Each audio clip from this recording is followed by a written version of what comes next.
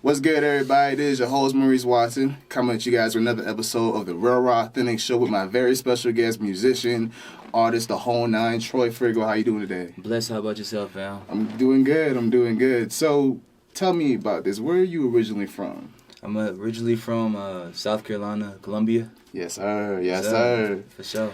Okay, so tell me, what was life like in Columbia, in that area? How was you growing up, as things of that nature? Very chill, very isolated. Grew up doing a lot of, honestly, just, my dad was a teacher, so over the summer, anytime we told him that we're bored, he would go sit at the table and we had to do some math or some division or something. Right. All because we said we were bored, we couldn't go outside, but, that's just how it was. But other than that, it was a very chill childhood, and played soccer and did a bunch of skateboarding over there, for sure. Word. So, I know, for me, because I'm from Beaufort, South Carolina. So, for me, how I grew up was, it was chill. I was, shielded through, certain things and things of that nature, as far as, the negative energy and things of that nature. Of course. So, for me, and I had family in Columbia, and I had family all over South Carolina. And the thing is with me, though, was, I guess childhood was, it was great. Don't get me wrong. It was good. I actually had a childhood. Mm-hmm. Some people think I was, from the suburbs, by the way how I talk. But it's nah, bro. Same here. No. But, I want to talk to you about mainly, what led you into music. Because, as far as what I've seen so far is the fact that you kind of bridged that gap between R&B and Hispanic culture. So tell me, what kind of brought you into, wanting to make music? Honestly, it's not that I really wanted to make music. It was, I woke up one day, shout out to my friend Lisette, but I woke up one day, she was just like, yo, let's write a song. I'm, in the mood for something.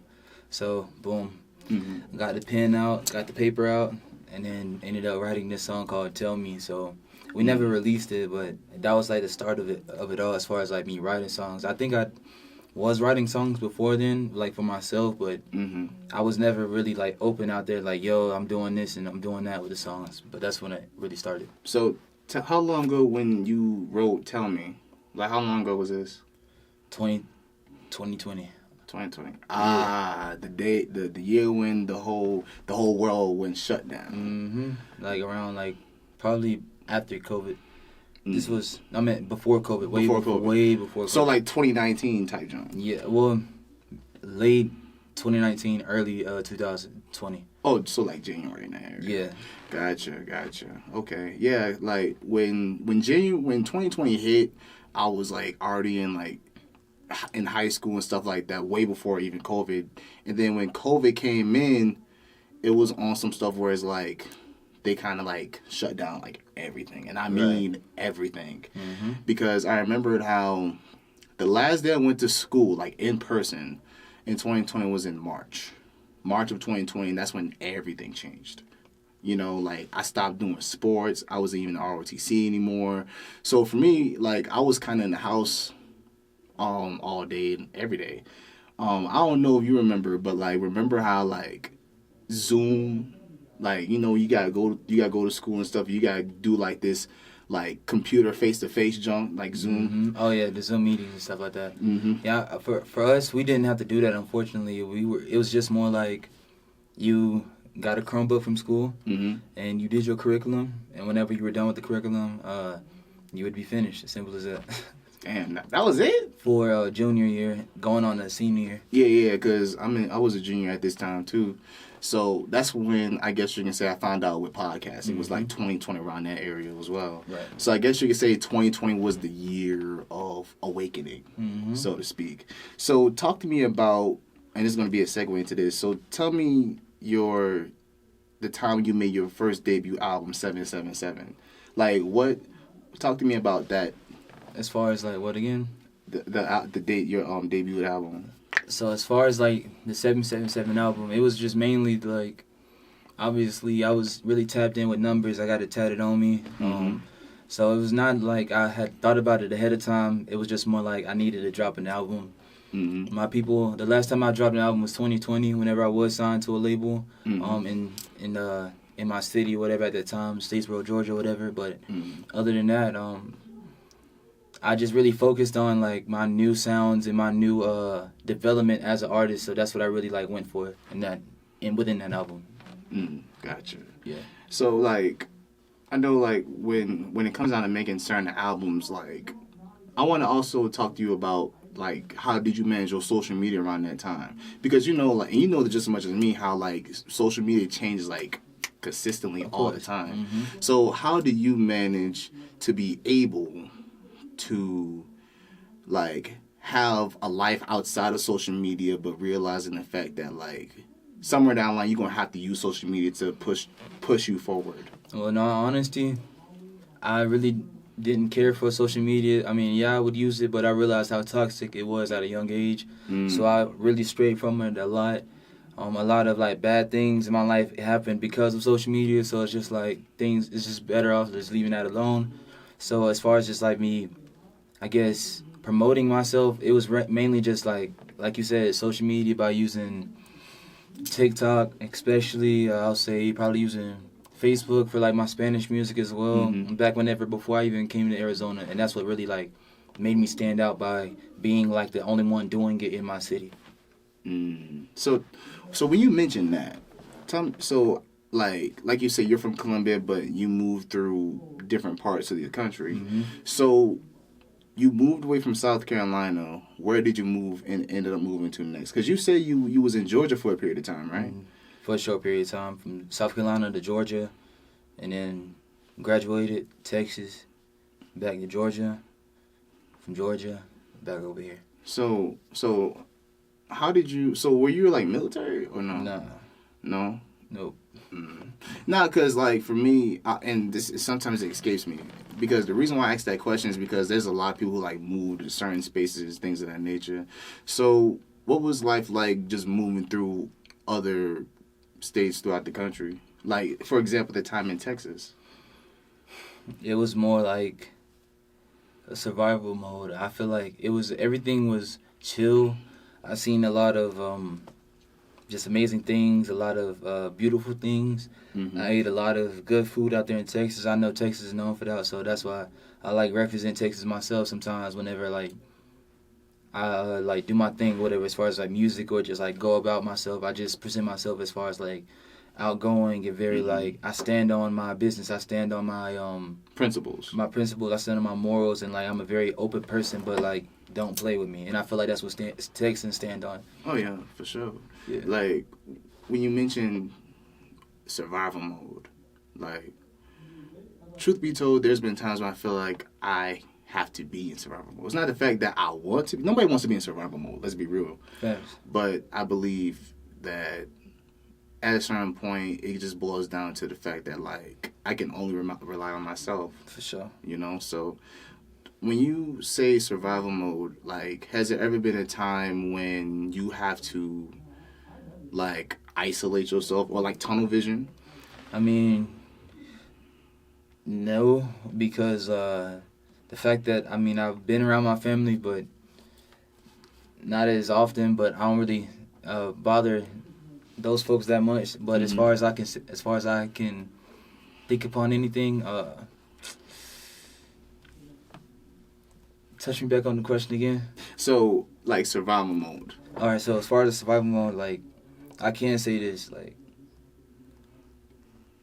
it was, when I say survival mode, it was more like motherfuckers were stealing out there.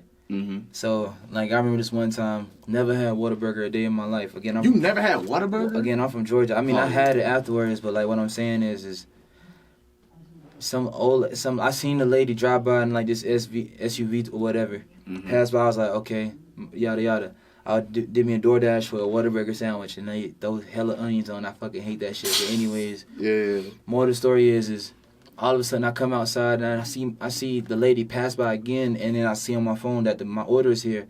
So I'm looking out the window. I'm looking at my thing, and I see her drinking on my soda. I'm like, yo. Nah, G. And I ain't gonna lie, it did make me very aggravated. But then they refunded me half my money. They thought I was capping, so I was just like, half? Nah. But it was cool though. I mean, I might as well get half than Nothing at They're all. nothing. Yeah, that's true. So, cause I remember when I was diving into your music for a little while, still am. Like, so when did you kind of like make that connection with Hispanic culture? As far as like, what kind of led you into like, diving into a lot more? Cause I noticed that it kind of it affected your sound, but for good reason. I'll say it was honestly due to one of my good friends, Dre Sean, or aka Narco Two Times. That's what like his artist name is, whatnot. But anyways, I would say he's like half white, half Hispanic. So the majority of his Hispanic family was around me, and then that's what like morally just brought me around it, and that's what really like drawn me to the culture on my own. Like that's what eventually I started going to quinceañeras, like dancing, and I became the only black guy over there that was dancing and doing his own thing, in all honesty. But I was killing it, so like nobody really could take that from me, if that made sense. So that's when like ever since then you kind of like been exposed to like Hispanic culture and For stuff. sure, like that. yeah. So cause like I said, you travel many places. Tell me about the time when you made the move to Arizona. I'll say it was more like a decision of either stay in the same cycle or loop, or choose to break out and then try to be better than what you think you are. So I took that risk. I was just like, well, I mean, like I said, one of my good mottos is like you're gonna die regardless. So just like might as well go try something out. Like, so that's what I end up doing. I just keep that in mind as one of my good morals is like, fucking just do it. You know what I mean? Exactly. Why you playing around with yourself? Just go at it. So Right. that's what I ended up doing, and then boom, came over here, met incredible friends, Zoom, yourself, Artie, and others more. So yeah. Right. Like for me, it's like it just boils down to the fact that kind of like what keep me pushing is that nobody cares, so just do it. Like I know, I know it sounds like weird to some people and it may sound foreign, but some people may think it's probably disrespect, but it's really not. Right. Like if you really think about it, is the fact that no matter what you do, people's gonna judge regardless. Facts. Either out of jealousness, or they're gonna be just pretty much mad at the fact that you doing something that they can't do because they too scared to do it. Of course. So and trust me when I tell you, there's been times when I had to cut off certain friends. And even some of my own family. So has there ever been a time when that had to be the question? Had that had to be the case? When you had to cut off certain people when they wasn't really there for you, so to speak, and it's kind of hard to cut off people who aren't there. You know what I mean? It's like if they're not there, how can you cut them off? They're not there. Right. You see what I'm saying? So like that was never really an issue. The ones who were there, were there. The ones who weren't, the ones who were there but show their true colors obviously aren't with me. Oh, yeah. Like, you wouldn't hear me speak about their names type shit. Why? Because, like, they don't exist. They don't matter. So, right. Yeah. Yeah, like, for me, this was even back in South Carolina, even till in Arizona, when I first got here in 2022, off the rip, the culture was different. The vibe was different. The air you breathe is different. So, like, when I first even got here, I can tell the vibe was, like, it was different. So that's why I had to adapt. Of course. Yeah. And I had to adapt to certain environments because, like, you know what I get sometimes? Some people be thinking, like, oh, no, Arizona's ghetto. I'm like, bro, I'm from Carolina, man. Like, you know that just as much as I do how ghetto it can be. For sure, yeah. So when you first moved here, what was certain things that caught your attention as far as like, okay, this is like a different atmosphere? The mountains, the people, in all honesty. I wouldn't say like the food, but the food busting. You know what I'm talking about. But like anyways, nothing really stands out other than the mountains and shit like that. Honestly, I mean, I haven't really seen nothing that's like wow. Right. You know what I mean? So like yeah. So this is gonna piggyback in off the music stuff. So can you talk to me about your creative process about how you approach songwriting? as far as for your music?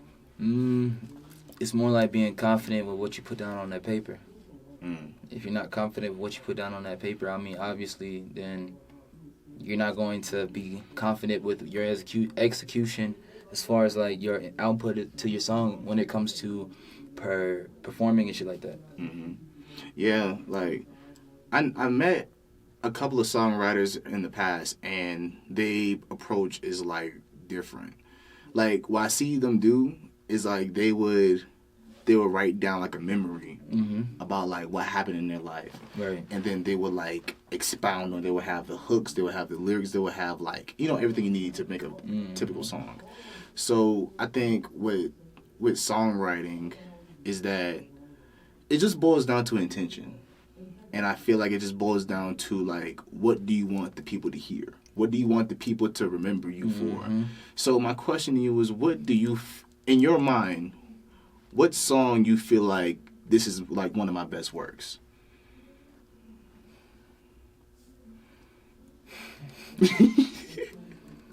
Honestly, I don't know because I jump off of all of them. Honestly, like,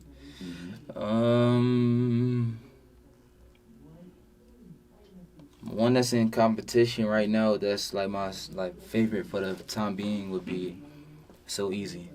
Even though it doesn't have like the best mixing on it, it's just like you gotta listen to the lyrics to know what I'm really saying. Type, you know what I mean? So yeah. Yeah, like I feel like it boils down as far as like for me how I look at my best works. I feel like it just boils down to like who the person is. Like I don't really care too much as far. I mean, like I do care obviously as far as like who I interview, but it just boils down to like the certain things that were said and the certain things that were done within that interview. I feel like it just boils down to the intention. Also feels like how many people it resonated with. You know, like I remember I did this one interview. His name is Davion. Shout out to Davion, by the way.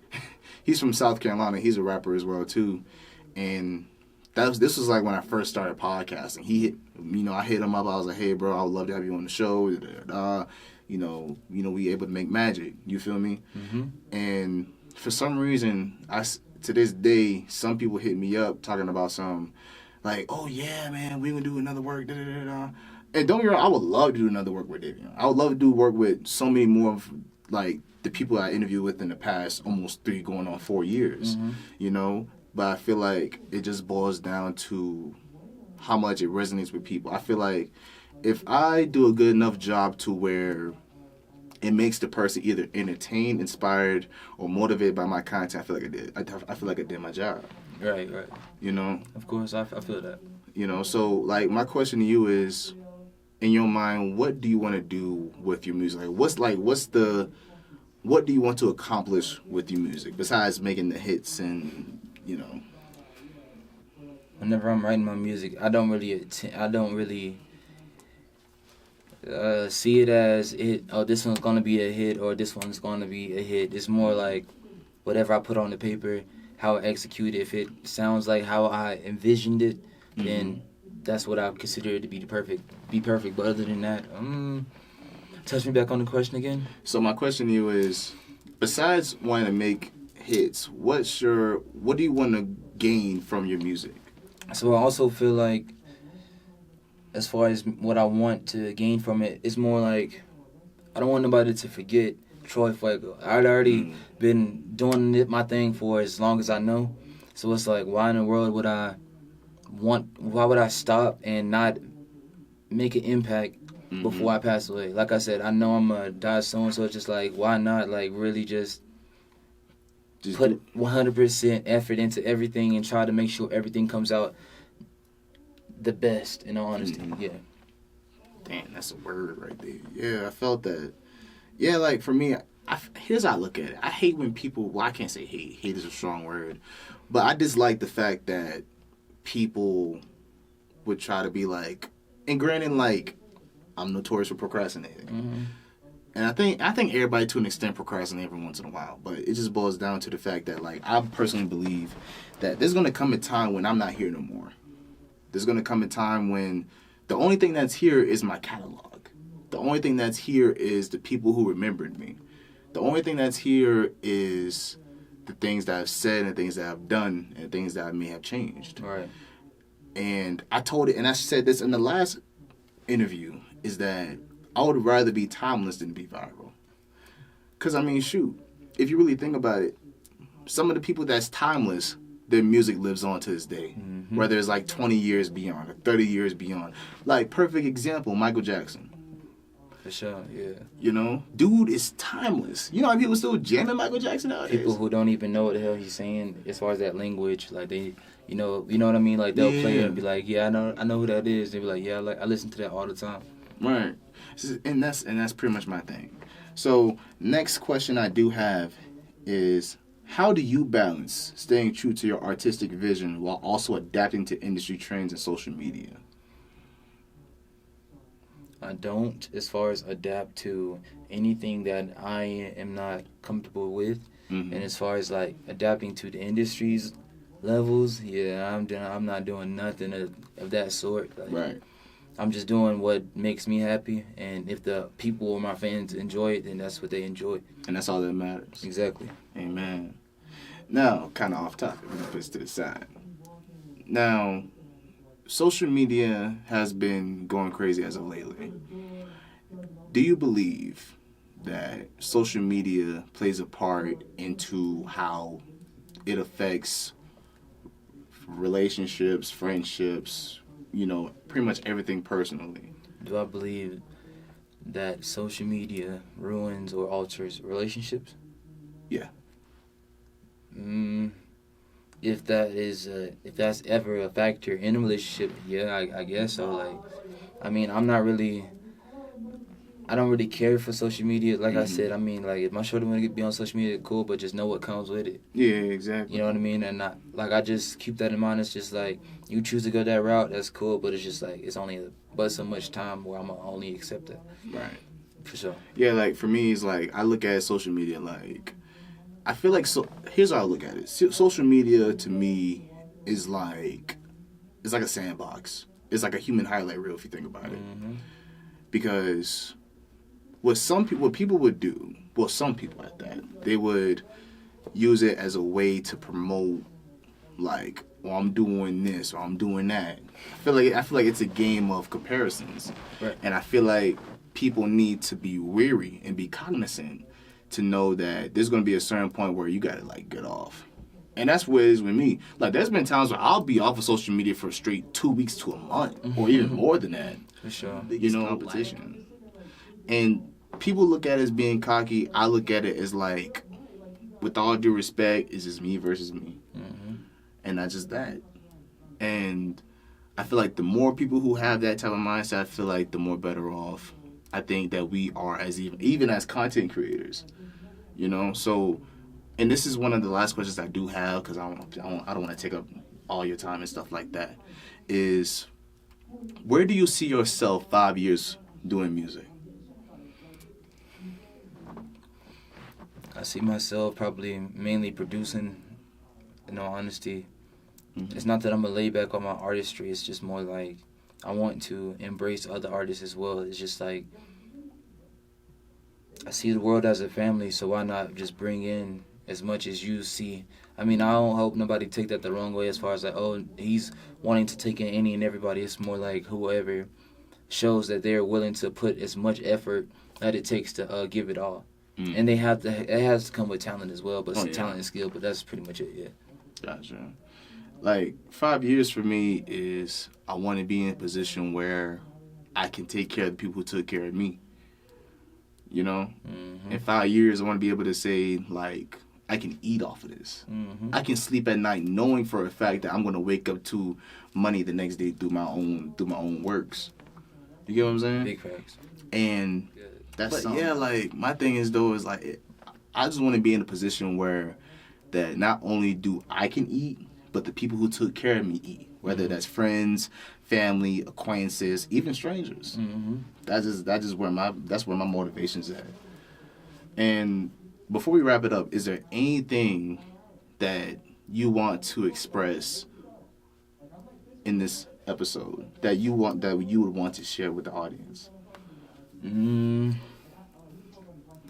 I think I'm just probably like an announcement for like what I got going on like this Sunday or Yeah. like for those who see this, y'all come to Agua Prieta in I guess Mexico obviously. I'll be at the Municipal Auditorium performing, doing competition. So y'all come out there and come support me. What's your socials? I think my TikTok is Troy_Fuego, and same goes for my Facebook. It's the same thing. Instagram is like Tfuego_1, and that's pretty much it. Yeah. Gotcha. Well, my brother, I really appreciate you for coming through today. I really appreciate you for being a part of the show and things of that nature. For sure. And I wish you nothing but the best on your Likewise. music and everything in between.